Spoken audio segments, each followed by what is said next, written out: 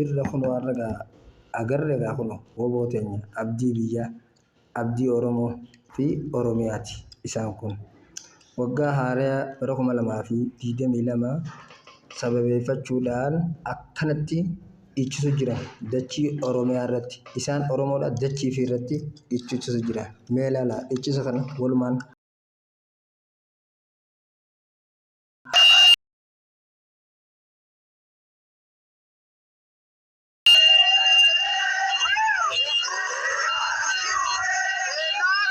Kana alooniin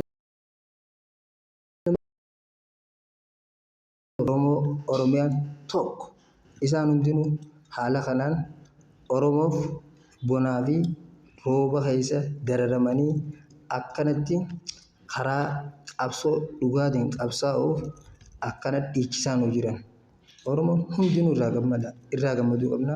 Waan irraa gammaduu qabnuuf dhiiga keenya Oromoota qulqulluudhaaf qabsaa'ota dhugaati isaan kun. Mee ilaalaa.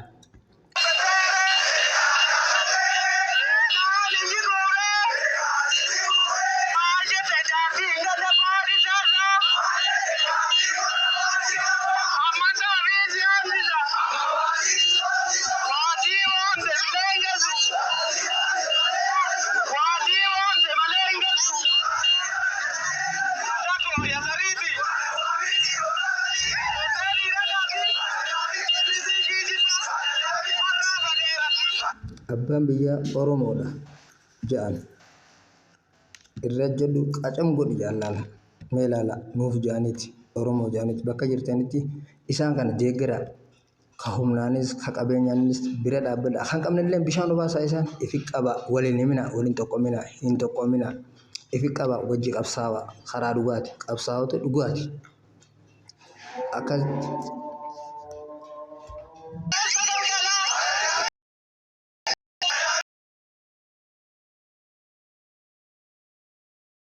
Akkasitti jajjabee teenya hunda bira dhaabbachuu qabna. Saba koo Oromoo, saba koo qaalii. Dhaabbachuu qabna. Humna kun numa keessaa ba'e nu shanee jaanii wanni maqaa moggaasaniif hin jiru. Waraana adda bilisummaa uummata Oromooti, Oromiyaati. Kanaafuu wajjin taanee waliin taanee qabsaa'uu qabna. Isaan kanaaf kutuu qabna. Bakka dheebatanii bishaan obaasuu qabna.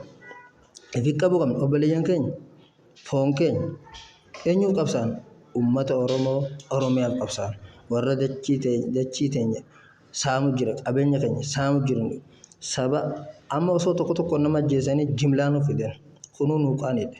Uummata hedduu kana saba hedduu kana gurguranii gatuuf cunqursa isaanii jala naquudhaaf kolonii nu godhee fudhachuuf manni nafxanyaa. Kana hundaa uummata kanaa wajji gammachuu isaanii kanaa wajji gammachuu teenya gammachuun teenya gammachuun jajjabee gammachuu teenya. Isaan kun waraana adda bilisummaa uummata Oromooti. Eenyu Oromoo sun nuyi dachiin teenyuti teenya laftiin teenya. Kanaafuu isaan kana bira dhaabbachuun haqa keenya haqa keenya. Isaan kun dhiiga keenya mee ilaalaa akkatti babbareedan.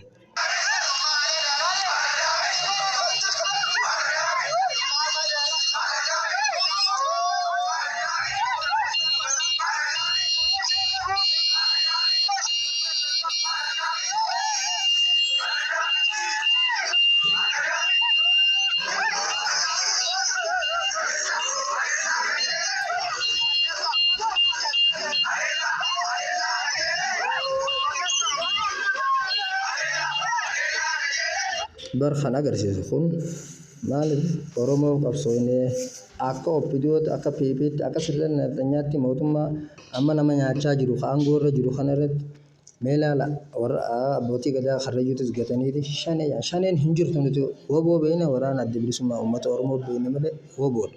Kanaafuu akkamtoo qabna isaan kanaa hojii taanee haqa uummataa warraan dho'isin kun haqa uummataa baasu jedhe isaanii nama ajjeesu gartanii qabeenya Oromoo dachii Oromoo hunda saamaa mana Oromoo gubaa bakka takkatti fixaa akkana jedhan sirna kana jalaa didaa dhugaa uummata isaanii kana dhugaa warra qabu kanaa wajji hirbaadhaa waliis hin tokkoomina waliis hin ganina warra garaa jala yaa'ina warra qabsoo dhugaatii wajji jiru kanaa wajji yaa hadaraa uummata keenya wanni isin dhaamnu tanaan ala hin jiru uummata kana cinaa dhaabbadha wajjin qabsaa tokkummaa teessin cimsaa irree teessin cimsaa tokko tahaa waliin achi as deebi'a. Isaan kanaa hojii qabsaawaan isin hin jawwaniin isin dhaamu irraa afaan qanumaa booda walitti dachaan.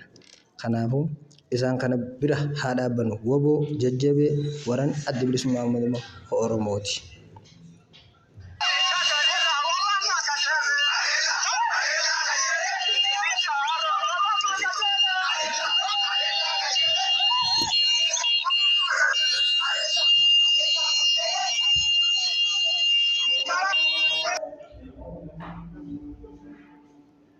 Mee amma deebiitti.